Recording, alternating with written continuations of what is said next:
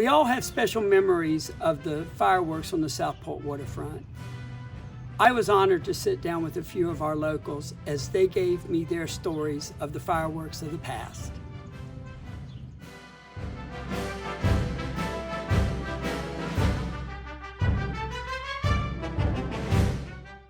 You guys go out on the barge, but did y'all actually fire them? Or did you have a company We did come? everything. Mortars made out of Schedule 80 pipe, welded. We made the wooden racks, but we did everything.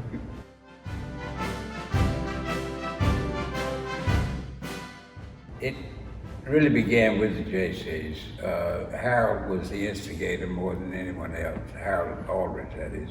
Had Bubba Rogers to make our mortars for us, and he did an excellent job. I would like to mention some of the guys' names that worked with us because they were great guys and they were truly some of the best. Even though we were amateurs, we were almost professional. We had a good crew. It was a selected crew. Harold was a fireman, and he wanted to make sure that we were safe.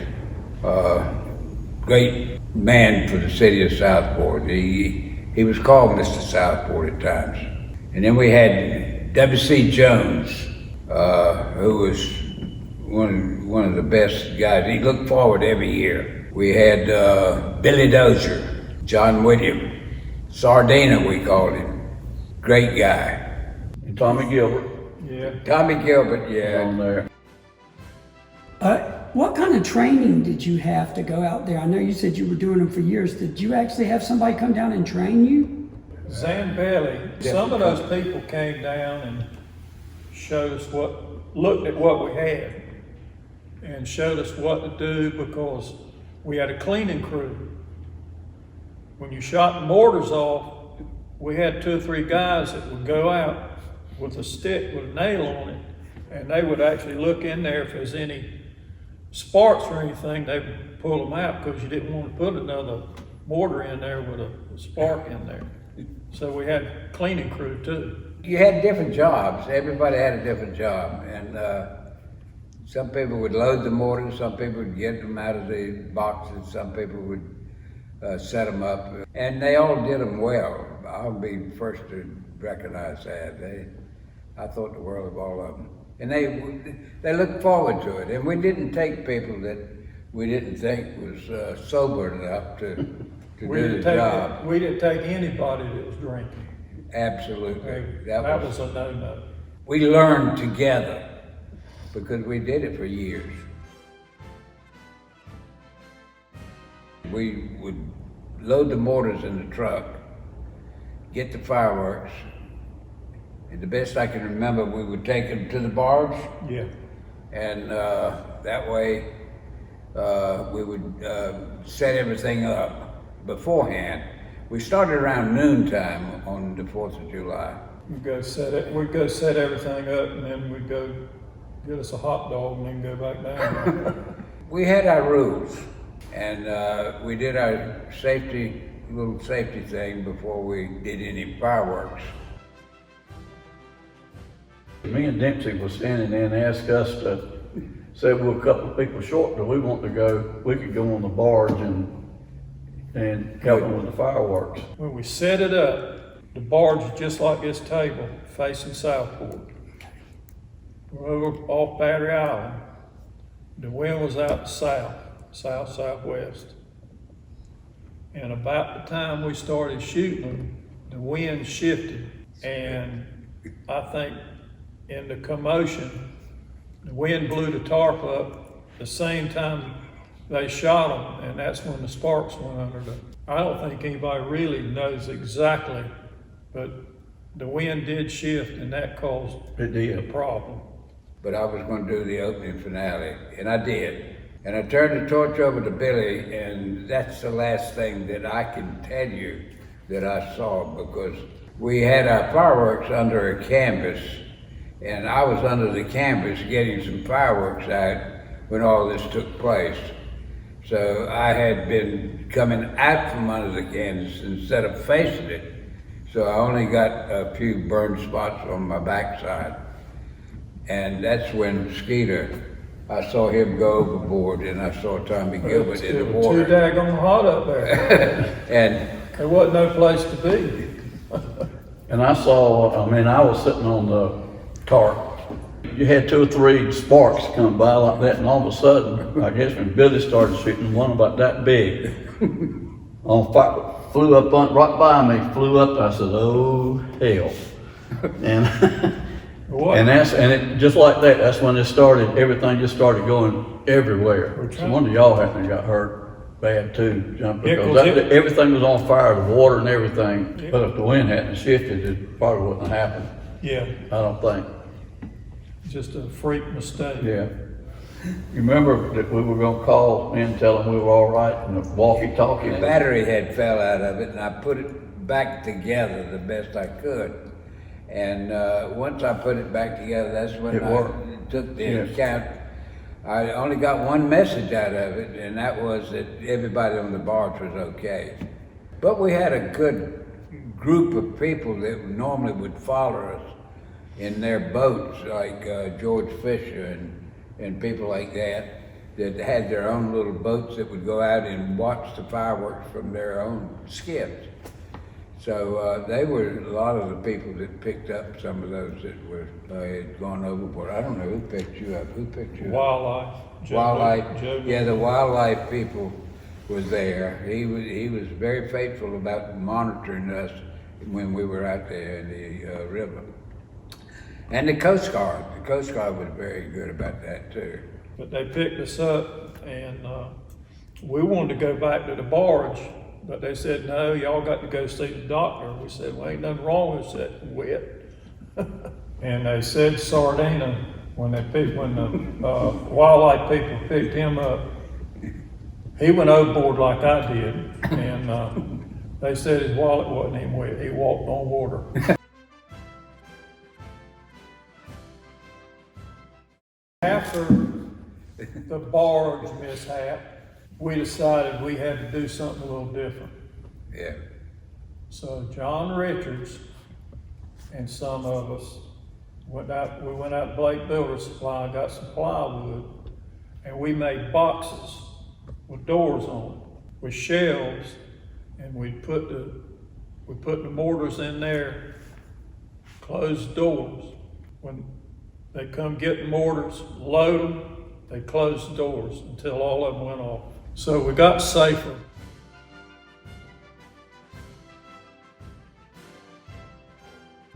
When the fireworks, the year that was on the barge exploded and all the people working with the fireworks dove overboard, and some of them didn't know how to swim, but luckily everybody was fine.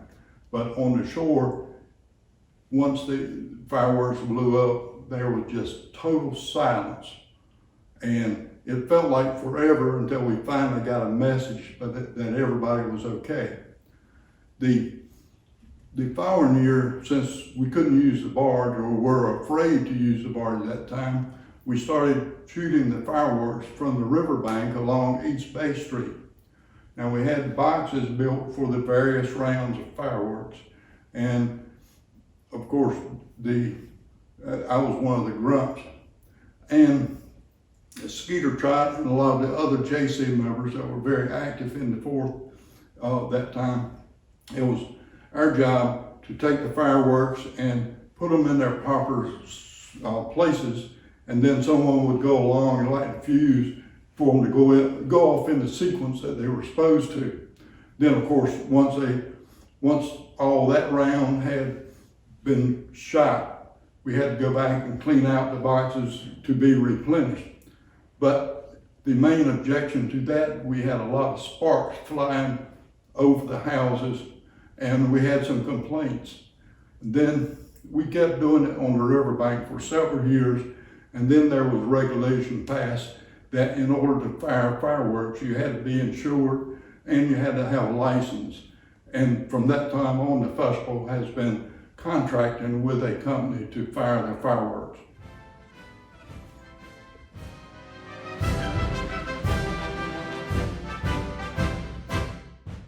This is Charlie Perry and Tommy Perry.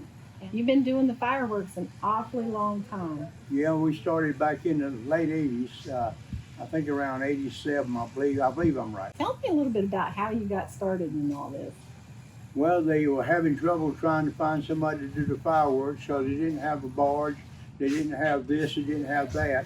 And so Bill Owens got in touch with me and said, we really need some help bad.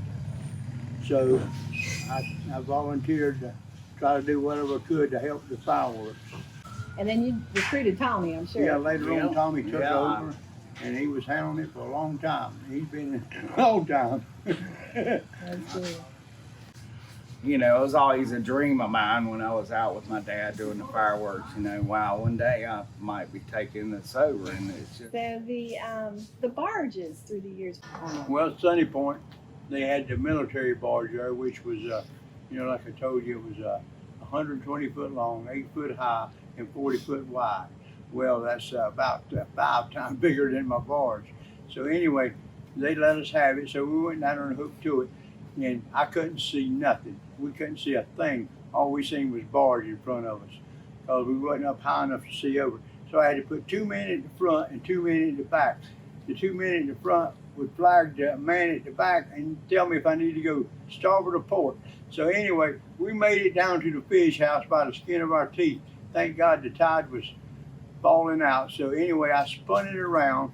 I said, well, I'm gonna go for it. I spun it around, and the old Voltron, she was struggling.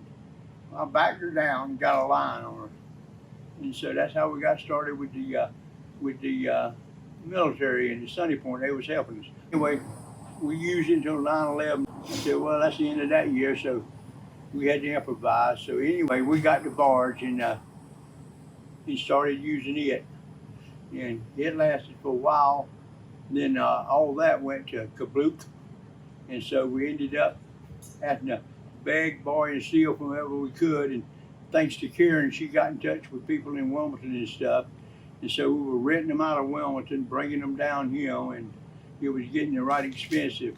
To make a long story short, we got our own barge now, to hell with them. Now, maybe 1 or 2 times we had some trouble, like we set it off on the bank on the waterfront there. Well, the wind just happened to be blowing out of the southwest, 10 to 15, and that was just enough. So we kept the fire department busy as hell. They were putting out fires left and right. But a lot of times you couldn't just take the barge out there. You had to take it out there and drop 1 spud and let the wind turn so the wind came out of the southwest. 99% of the time the wind's out of the southwest. Yep. If you didn't, when you lit off the fireworks, let's say you lit the fireworks on the starboard side, the wind would take them and ignite the ones on the port side.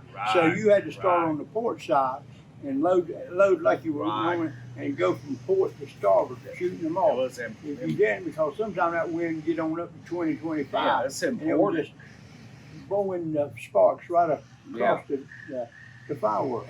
But we've had some time with that. We've had a couple of mishaps, but nobody got hurt. Where just out of the blue, boom, y'all. Yeah. It takes a couple or 3 days to get all the safety equipment and the signs and light, just everything they require in order. And of course, our barge has to be inspected by the Coast Guard. That barge has to be inspected by the Coast Guard. We have to have ladders on there too. Somebody fall overboard. Yeah, We ladders. gotta have a ladder on the starboard side and port side. I mean, it's really a lot of things you got to look at. Got to have a man overboard skiff to follow. Yeah, because that's right. Us. That's what we use a Carolina skiff for, and that requires another crew. It's very patriotic, and it feels good that I can carry on and keep this going for my dad.